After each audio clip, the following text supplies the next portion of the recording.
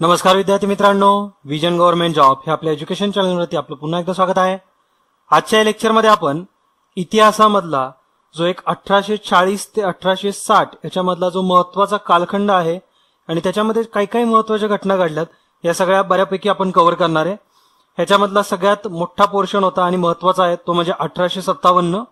आपण याच्याबद्दल एक थेरॉटिकल लेक्चर सुद्धा बघितलेलं आहे। ज्यांनी कोणी ते लेक्चर बघितलेलं नाहीये त्यांना मी रिक्वेस्ट करेल की विजन हिस्ट्री या प्लेलिस्टमध्ये जाऊन तुम्ही 1857चा उठाव हे लेक्चर नक्की बघा। त्याच्यातून तुम्हाला बराच थेरॉटिकल पोर्शन कव्हर होणार आहे। ओके, आज आपण आजच्या लेक्चरमध्ये 1840 ते 1860 या कालखंडामध्ये ज्या महत्त्वाच्या घडामोडी घडल्या ओके आणि ज्या आपल्या एक्झाम मध्ये येऊ शकतात अशा प्रकारचे सर्व जे इव्हेंट्स होते ते आपण कव्हर करणार आहे आणि याच्यामध्ये आपण प्रश्न उत्तर स्वरूपामध्ये हे इव्हेंट सगळे कव्हर करणार आहे। म्हणजे त्याच्यातून तुम्हाला आयोग ज्या पद्धतीचे प्रश्न विचारतात त्याचा पण एक थोडीशी गाईडलाईन भेटेल आणि दुसरा म्हणजे तुमचे बरेचसे कन्सेप्ट इथं थेरॉटिकल पोर्शन मधून कव्हर होतील। ठीक आहे, तर या लेक्चरमध्ये आपण एक जवळपास 15 क्वेश्चन कव्हर करणार आहे। लेक्चर थोडं लेंदी पण असणार आहे कारण आपण प्रत्येक क्वेश्चन मागे त्याचा जो इतिहास असणार आहे तो पण बघणार आहे। ओके, तर पहिला प्रश्न आहे आपल्या लेक्चर मधला, पुढीलपैकी योग्य विधान ओळखा। अ ब क अशी 3 विधानं दिलीत, आपल्याला योग्य विधान निवडायचं याच्यातून। अ विधान आहे 29 मार्च 1857ला उठावाची पहिली ठिणगी बराकपूरच्या लष्करी छावणीत पडली। ब विधान आहे यात मंगल पांडेने नवी काडतुसे वापरण्यास नकार दिला आणि क विधान आहे त्याने ले बॉग या इंग्रजावरती गोळी झाडली। ठीक आहे, तर इथं 3 ऑप्शन आहेत तुमच्याकडं, म्हणजे 3 सेंटेन्स आहेत, त्याच्यातलं तुम्हाला करेक्ट ओळखायचं कुठलं आहे। तर ही जी तिन्ही विधानं आहेत समोरचे, ही तिन्हीच्या तिन्ही विधानं करेक्ट आहेत, ही सगळी योग्य विधानं आहेत। 29 मार्च 1857ला उठावाची पहिली ठिणगी पेटली होती आणि ती बराकपूरच्या लष्करी छावणीमध्ये। ओके, तर कुठल्या रेजिमेंटमध्ये किंवा कुठल्या नेटिव्ह इन्फंट्रीमध्ये हा उठाव सुरू झाला किंवा मंगल पांडे कुठल्या नेटिव्ह इन्फंट्रीचे होते हे सुद्धा विचारतात एक्झाम मध्ये, तर तुम्ही लिहून घ्या सोबत सोबत पॉइंट। ते म्हणजे 34व्या नेटिव्ह इन्फंट्रीने 1857ला उठावाला सुरुवात केली आणि मंगल पांडे याच नेटिव्ह इन्फंट्री मधले एक सैनिक होते। ठीक आहे, तर 34वी 34th याचा इयर पण तुम्ही लक्षात ठेवा 1857। ओके, कारण आपल्याला कालखंडानुसार तुम्हाला विचारतात असा प्रश्न की कुठला उठाव किंवा कुठल्या नेटिव्ह इन्फंट्रीनी त्यांच्या कालखंडानुसार त्यांचा क्रम लावा। ठीक आहे, म्हणजे सगळ्यात आधी कुणी उठाव केला होता, त्याच्यानंतर कुणी, तर सगळ्यात आधी 1849ला उठाव झाला होता, 22व्या नेटिव्ह इन्फंट्रीने ती उठाव केला होता। ठीक आहे, त्याच्यानंतर 1850 मध्ये एक झाला, त्यानंतर 1852 मध्ये आणि आत्ताचा जो आहे 34वी इन्फंट्रीने जो उठाव केला हा 1857ला। ठीक आहे, तर इथं तुम्हाला पहिली लाईन समजली असेल। आणि त्यात मंगल पांडे यांनी जी कारतूस होती ज्याच्यावरती गाई आणि डुकराच्या मांसाची म्हणजे चरबी होती त्याच्यावरती, ते कारतूस यूज करताना ते तुम्हाला दातांनी सोलायला लागायची, त्याच्यामुळे मंगल पांडे यांनी त्याला विरोध केला होता, त्यांच्या बाकीच्या साथीदारांनी सुद्धा विरोध केला आणि त्याच्यातूनच मंगल पांडे यांनी त्यांचा एक अधिकारी होता इंग्रज अधिकारी, त्याचं नाव होतं ले बॉग, या अधिकाऱ्याची गोळी मारून म्हणजे त्याच्यावरती ऍक्च्युली गोळी झाडली। ठीक आहे, तर हे 3च्या 3 सेंटेन्स इथं करेक्ट आहेत, त्याच्यामुळे आपला आन्सर आहे पर्याय क्रमांक 4। सेकंड क्वेश्चन बघू। दुसऱ्या प्रश्नामध्ये पुढीलपैकी योग्य विधानं ओळखायची। अ आणि ब 2 विधानं दिलेत। लॉर्ड डलहौसीने 1856 मध्ये जर्नल सर्व्हिस रिक्रुटमेंट ऍक्ट हा कायदा संमत केला आणि ब विधान आहे यामुळे बंगाल लष्करातील सैनिकांना भारतात आणि भारताबाहेर कोठेही जाण्यासाठी तयार राहण्याची पूर्व अट बंगाल लष्करातील सैनिकांना घालण्यात आली होती। तर हा जो ऍक्ट आहे GSRA त्याला म्हणतात, that is general service recruitment act, हा ऍक्ट 1856चाच आहे, मात्र तो लॉर्ड डलहौसीनी पारित केला नव्हता किंवा त्यांच्या काळामध्ये नव्हता हा, तर 1856 मध्ये लॉर्ड कॅनिंग होते, तर लॉर्ड कॅनिंगच्या काळात किंवा हा कायदा जो आहे हा लॉर्ड कॅनिंग यांनी संमत केलेला आहे। ठीक आहे, तर इथं पहिल्या सेंटेन्समध्ये तर एरर आहेच, त्यामुळे पहिलं विधान हे चुकीचं विधान आहे, आपल्याला योग्य विधान ओळखायचंय। जो दुसरा ब सेंटेन्स आहे याच्यामध्ये या कायद्याबद्दलची माहिती दिली आहे, तर जो हा ऍक्ट आहे that is general service recruitment act 1856चा, तर या ऍक्ट नुसार जे बी विधान दिले हे करेक्ट आहे। त्याच्यामध्ये सैनिकांना जे बंगाल लष्करातील जे सैनिक होते भारताबाहेर आणि भारतात त्यांना कुठेही जाण्यासाठी कुठेही राहावं लागणार काम करताना याची पूर्व अट बंगाल लष्करातील सैनिकांना घालण्यात आली होती। ठीक आहे. तर ह्याच्यामध्ये सेंटेन्स अ चुकीचं आहे, कारण तिथं लॉर्ड डलहौसी त्या काळामध्ये नव्हते, तर लॉर्ड कॅनिंग हे 1856 मध्ये त्यांनी हा ऍक्ट संमत केलेला आहे. ठीक आहे. आणि बी विधान तर करेक्ट आहेच, त्याच्यामुळे फक्त बी विधान इथं योग्य आहे. क्वेश्चन नंबर 3 बघू आता. क्वेश्चन नंबर 3 मध्ये 1857 मधील अवध बद्दल खालील विधानांचा विचार करायचा आहे. अ, ब, क अशी 3 विधानं दिलेत. अवध बद्दल आपल्याला विचारलंय. पहिलं अ सेंटेन्स मध्ये असं सांगितलंय, बिर्जिस कादर या अल्पवयीन मुलाला नवाब बनवण्यात आले. ब, जून मध्ये बेगम हजरत महल हिने उठावाचे नेतृत्व केले. आणि क विधान आहे, ब्रिटिशांनी उठाव मोडल्यावर ती रंगूनला पळाली. तर याच्यामध्ये अ आणि ब ही दोन्ही विधानं योग्य विधान आहेत. क विधान चुकीचं विधान आहे. ऍक्च्युली पहिल्यांदा आता याचा सिक्वेन्स जर बघाल तर 1857 मध्ये अवध साम्राज्याचा जो राजा आहे किंवा जो नवाब आहे हा बेगम हजरत महलनी तिच्या लहान मुलाला नवाब घोषित केलं. ठीक आहे. त्याचं नाव होतं बिर्जिस कादर. आणि जून मध्ये मग ज्यावेळेस या अवधनी इंग्रजांना विरोध केला त्यावेळेस त्या उठावाचे नेतृत्व हे बेगम हजरत महलनी केलं होतं. ठीक आहे.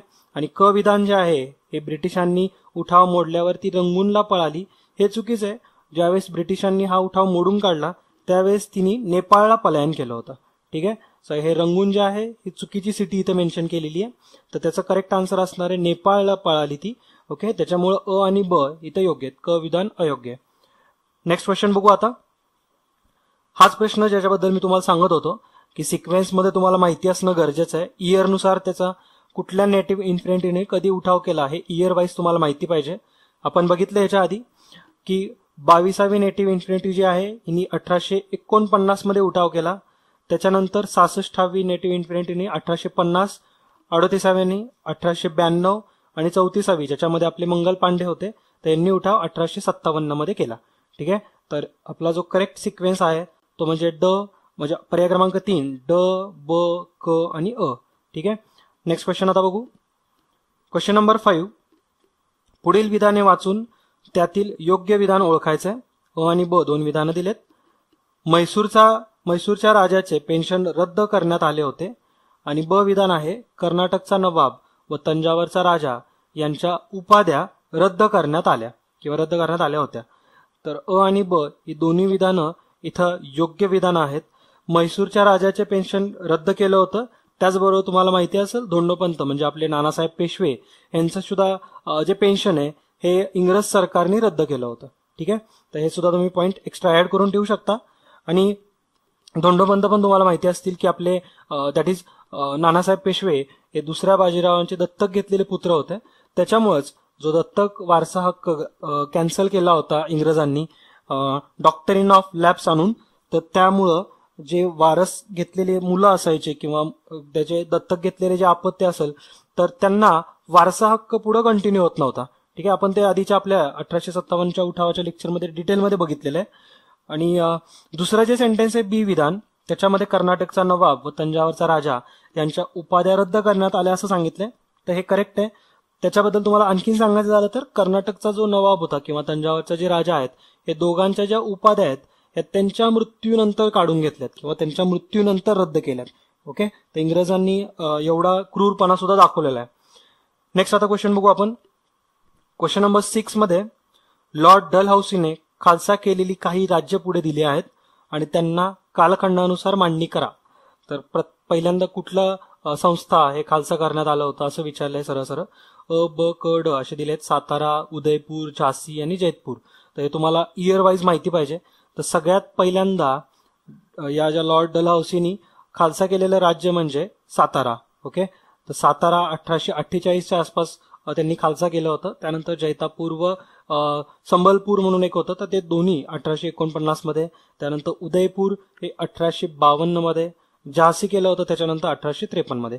ओके. आणि 1854 मध्ये लगेच पुढच्याच वर्षी नागपूरचं सुद्धा राज्य हे खालसा करण्यात आलं होतं. ठीक आहे. मग इथं जे करेक्ट आन्सर असणं आपल्या सिक्वेन्सनुसार ते म्हणजे अ, ड, ब आणि क. ओके. तर सोपा लक्षात ठेवण्यासाठी 1848 पासून सुरुवात होते. सातारा 1848, त्यानंतर 1849, त्याच्यानंतर झाशी 1853 आणि नागपूर 1854. ठीक आहे. त्या झाशीच्या आधी जर असेल, जर तुम्हाला उदयपूर जरी दिलं तर ते झाशीच्या आधी खालसा झालेला आहे 1852 मध्ये. नेक्स्ट आता क्वेश्चन बघू. Question number 7. खालील विधानांचा विचार करा व योग्य विधान निवडा. अ, ब, क 3 विधानं दिलेत. अ विधानामध्ये 1857च्या उठावाचे खरं नेतृत्व मुघल सेनापती अबू बक्र करत होता. मुघल बादशाह बहादूर शाह जफर हा नाममात्र प्रमुख होता. ब विधानमध्ये असं सांगितले, मेरठमध्ये बंद झाल्यानंतर किंवा बंड करून शिपाई 11 मे 1857 रोजी दिल्लीला पोहोचले. आणि क विधान आहे, दिल्लीचा ब्रिटिश अधिकारी कर्नल रिप्ले याला सैनिकांनी ठार केले. तर याच्यामध्ये तुम्हाला वाटत असेल सगळेच्या सगळे विधानं करेक्ट आहेत किंवा योग्य आहेत, मात्र इथं जे अ विधान आहे हेच फक्त चुकीचं आहे. बाकीच्या दोन्ही गोष्टी ब आणि क हे दोन्ही विधानं करेक्ट आहेत. जसं की मेरठमधला जो उठाव आहे हा करून झाल्यानंतर शिपाई 10 मेला दिल्लीमध्ये पोहोचले होते, 11 मेला ऍक्च्युली दिल्लीमध्ये पोहोचले आणि त्यांनी ताब्यात पण घेतली. ओके. आणि क विधानामध्ये दिल्लीचा जो ब्रिटिश अधिकारी होता कर्नल रिप्ले, तर याला या उठाव करणाऱ्या सैनिकांनी ठार केले. ठीक आहे. अ विधानामध्ये जो असं विधान, त्यामध्ये 2 विधान आहेत. मुघल बादशाह बहादूर शाह जफर हा नाममात्र प्रमुख होता, तर हे करेक्ट आहे. मुघल बादशाह जो होता बहादूर शाह जफर हा ऍक्च्युली खूप वयस्कर होता त्यावेळेस, त्यामुळे तो फक्त नाममात्र प्रमुख होता. त्याचा सगळा जो कारभार असेल किंवा त्याचं जे या उठावाचं पूर्ण जे नेतृत्व आहे हा त्याचाच सेनापती करत होता. मात्र अबू बक्र त्याचं नाव नाहीये, तर त्याचं नाव आहे बख्त खान. ठीक आहे. आपण त्यांच्याबद्दल आपल्या 1857च्या उठावामध्ये संपूर्ण माहिती बघितलेली आहे. ओके. तर सेनापती कोण होता असं जरी विचारलं तर त्यांचं नाव होतं बख्त खान. ठीक आहे. 1857च्या दिल्लीच्या उठावाचं संपूर्ण नेतृत्व त्यांनीच केलं होतं. पुढचा प्रश्न बघू आता. Question number 8. पुढीलपैकी अयोग्य नसलेली विधानं ओळखायचे. आता अयोग्य नसलेले, अयोग्य असलेले, योग्य नसलेले हे असे जे वर्ड्स आहेत हे फक्त कन्फ्यूज करण्यासाठी यूज केले जातात. अयोग्य नसलेले म्हणजे अयोग्य म्हणजे चुकीचं, चुकीचं नसलेलं म्हणजे करेक्ट. ठीक आहे. तर आपल्याला इथं करेक्ट विधानं ओळखायची. जरी तुम्हाला समजा जरी समजलं नाही तरी तुम्ही इंग्लिश ट्रान्सलेशन त्याचं बघा, इंग्लिशमध्ये करेक्ट वर्ड तुम्हाला डायरेक्टली भेटून जाईल. ओके. अ आणि ब या 2 विधानांमधलं आपल्याला करेक्ट कुठलं हे ओळखायचंय. अ विधानामध्ये असं सांगितलंय, लॉर्ड डलहौसीने दुसऱ्या बहादूर शहाला देणग्या देण्याची पद्धत बंद केली. ओके. दुसऱ्या बहादूर शहाला. आणि ब विधान आहे, डलहौसीने बहादूर शहाला लाल किल्ल्यात बाहेर सोडून किंवा किल्ला सोडून दिल्लीच्या बाहेर रंगून येथे राहायला सांगितले. तर याच्यामध्ये अ विधान ऍक्च्युली चुकीचं आहे, कारण लॉर्ड डलहौसी हा दुसऱ्या बहादूर शहाच्या काळामध्ये नव्हता ऍक्च्युली. तर ही लॉर्ड डलहौसीच्या ऐवजी तिथं जो होता that is Lord Ellenborough. Okay. तर एलनबरो हा तिथलचा लॉर्ड एलनबरो यांनी दुसऱ्या बहादूर शाह जफरला किंवा बहादूर शहाला देणग्या देण्याची पद्धत बंद केली. ओके. अ मध्ये इथं तुम्ही करेक्शन करा. आणि ब मध्ये सुद्धा एक करेक्शन आहे, म्हणजेच हे दोन्ही विधानं अयोग्य आहेत. ब मध्ये काय, तर डलहौसीने बहादूर शहाला लाल किल्ला सोडून दिल्लीच्या बाहेर रंगून इथे राहायला सांगितलं, तर रंगूनला नाही राहायला सांगितलं. ऍक्च्युली महरौली एक गाव आहे महरौली, तर तिथं त्यांना पाठवलं होतं. ठीक आहे. तर बहादूर शाह जफर यांना दिल्लीचा किल्ला सोडून मेहरौली इथं पाठवलं होतं. आणि रंगून सुद्धा त्यांच्याला म्हणजे ऍक्च्युली न्यूजमध्ये होतं, कारण जो बहादूर शाह जफर होते त्यांचं निधन रंगून इथं झालेलं आहे. ओके. तर तुम्हाला आता सगळे पॉईंट इथं कळाले असतील. हे दोन्ही विधानं चुकीची विधान आहेत. करेक्शन सुद्धा तुम्ही व्यवस्थित करून घ्या. क्वेश्चन नंबर 9 आता बघू. मंगल पांडे यांच्या बद्दलच्या खालील विधानांचा विचार करायचा आहे. 4 विधानं दिलीत खाली. पहिलं विधान आहे, 8 एप्रिल 1857 रोजी अटक करण्यात आली, म्हणजे मंगल पांडेंना 8 एप्रिल 1857 मध्ये अटक करण्यात आली. ब हा 30व्या नेटिव्ह इन्फंट्रीचा सैनिक होता. क त्याने आत्महत्या करण्याचा प्रयत्न केला होता. आणि ड त्याने ले बॉग या ब्रिटिश अधिकाऱ्यावर गोळी झाडली. तर याच्यामध्ये तुम्हाला वाटत असेल सगळेच्या सगळे विधानं मे बी करेक्ट आहेत, और तुम्हाला वाटत असेल की क विधान इथं चुकीचं असू शकतं, की त्यांनी आत्महत्या करण्याचा प्रयत्न केला, हे चुकीचं असेल असं वाटत असेल. मात्र हे सुद्धा करेक्ट आहे. ज्यावेळेस त्यांना पकडण्यात आलं होतं, अटक करण्यात आली होती, त्यावेळेस त्यांनी आत्महत्याचा सुद्धा प्रयत्न केला होता. ओके. तर अ विधान इथं करेक्ट आहे. 8 एप्रिल 1857 त्यांना अटक करण्यात आली होती. त्याच्यानंतर त्यांनी ले बॉग या ब्रिटिश अधिकाऱ्यावर गोळी झाडली होती. आणि क विधान त्यांनी आत्महत्या करण्याचा प्रयत्न केला हा सुद्धा करेक्ट आहे. याच्यामध्ये रॉंग जे सेंटेन्स आहे ते म्हणजे आपलं बी सेंटेन्स आहे, कारण मंगल पांडे हे 34व्या नेटिव्ह इन्फंट्रीचे सैनिक होते. ओके. तर इथं तुम्हाला त्याचा आन्सर भेटला असेल. क्वेश्चन नंबर 10 बघू आता. क्वेश्चन नंबर 10 मध्ये 1857च्या उठावामध्ये भारतातील खालीलपैकी कोणते संस्थानिकांनी ब्रिटिशांच्या बाजूने होते असं विचारले. भारतामधले कुठले कुठले असे संस्थानिक होते जे ब्रिटिशांच्या बाजूने लढलेत? तर 4 खाली संस्थाने दिलीत, जसं की काश्मीरचे गुलाब सिंग, त्यानंतर इंदोरचे होळकर आहेत, नवाबजिंदचे शीख राजे आणि ग्वाल्हेरचे शिंदे. तर याच्यामध्ये तुम्हाला वाटत असेल की वरीलपैकी एक पण नसल इंग्रजांकडून, मात्र हे चारीच्या चारी इंग्रजांच्याच बाजूने लढत होते.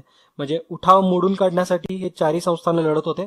त्यांच्यासोबत आणखीन ऍक्च्युली 2 सुद्धा होते. एक म्हणजे हैदराबादचा निजाम आणि दुसरा म्हणजे तिहरी व टिकमगडचे राजे. तर टिहरी व टिकमगडचे राजे सुद्धा आणि हैदराबादचा निजाम याच्यामध्ये ऍड करा.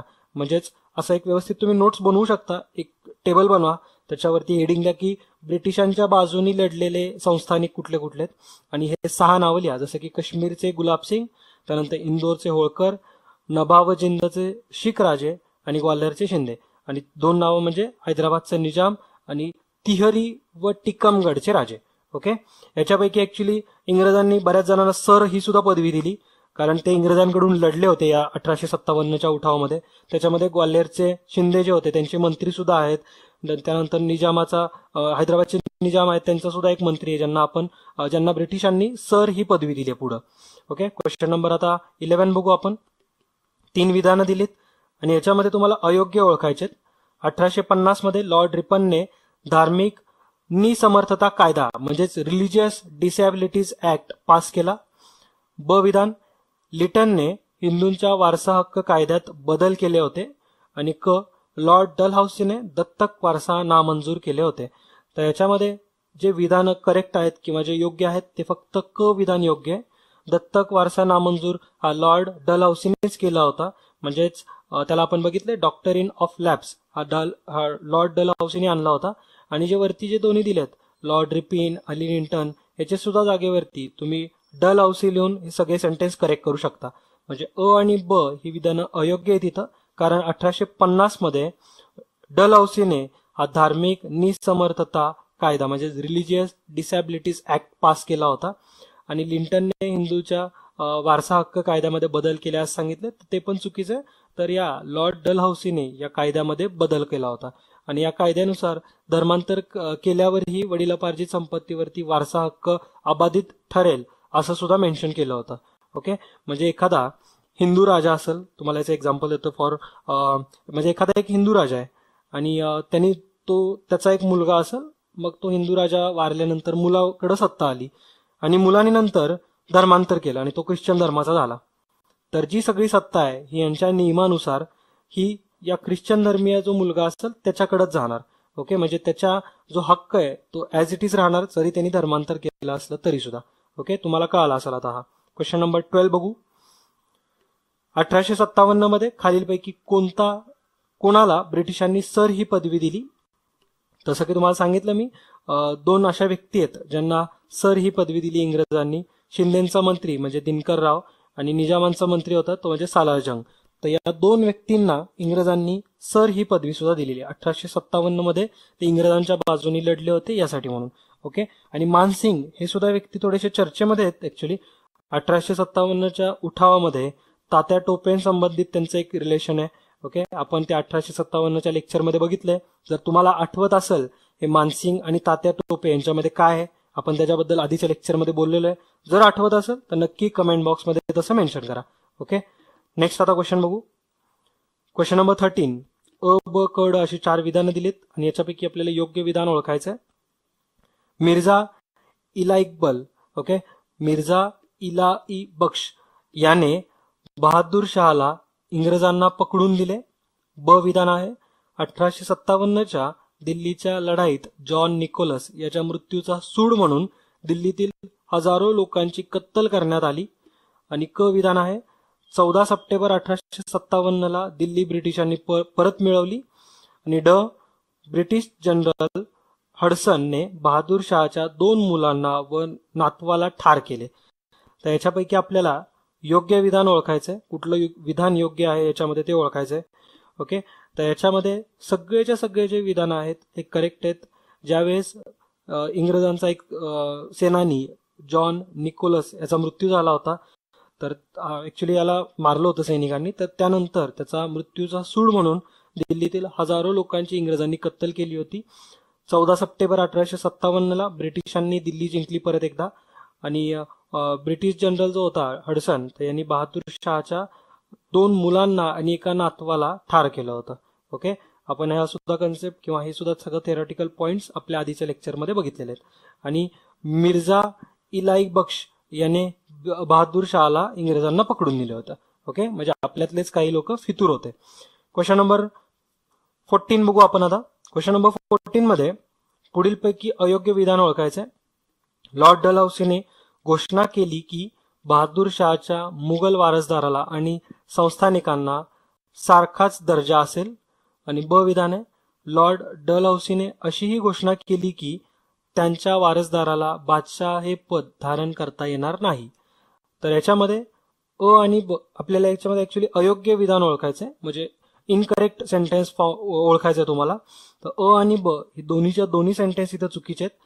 कारण हे जे डिसिजन आहे लॉर्ड डलहौसीने नव्हतं घेतलं. अ मध्ये लॉर्ड कॅनिंगने अशी घोषणा केली होती की बहादूर शहाच्या वारसदाराला एका संस्थानिकाने एवढाच दर्जा देण्यात येईल, एका संस्थानिका एवढा दर्जा मिळणार होता. ही घोषणा कुणी केली होती, तर लॉर्ड कॅनिंगनी केली होती, लॉर्ड डलहौसीने नाही.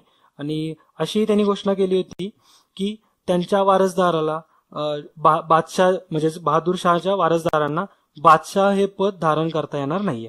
ओके, तर हे जे आहे हे लॉर्ड कॅनिंग बद्दलची सेंटेन्स आहेत, लॉर्ड डलहौसी बद्दलची नाही. ओके, तर इथं आपण व्यवस्थित जे इम्पॉर्टंट कन्सेप्ट असतील किंवा जे महत्वाचे प्रश्न आहेत, जे थेरॉटिकल पार्ट आहे 1840 ते 1860 मधला, तो आपण व्यवस्थित कव्हर केलेला आहे. तुम्हाला आणखीन काही याच्यामध्ये जास्त करण्याची गरज नाही पडणार. ओके, आपण सगळा पोर्शन जो तुमच्या एक्झाम पॉईंट ऑफ व्ह्यू महत्वाचा आहे तो याच्यामध्ये कव्हर केलेला आहे. तुमच्या येणाऱ्या सगळ्या पेपर्समध्ये भरपूर प्रश्न आपल्या लेक्चर्समध्ये येतात. आधीचा आपण जर बघितलं, आधीच्या जर पेपर्सचा जर विचार केला तर नियर अबाउट 35% क्वेश्चन्स हे आपल्या लेक्चर्स मधून येत आहेत. ओके, त्याच्यामुळं तुम्ही चांगला कॉन्सन्ट्रेशनने लेक्चर ऐकत जा, त्याच्यातून जे नोट सांगतो ते व्यवस्थित बनवत पण जा आणि तो रिव्हिजनसाठी अभ्यास नक्कीच कामी पडणार आहे. ओके, तर अशाच प्रकारचे आपण बाकीचे सब्जेक्ट्स पण हळूहळू कव्हर करणार आहे. भेटूया आपण त्यासाठी पुढच्या लेक्चरमध्ये. तोपर्यंत जय हिंद, जय महाराष्ट्र, धन्यवाद.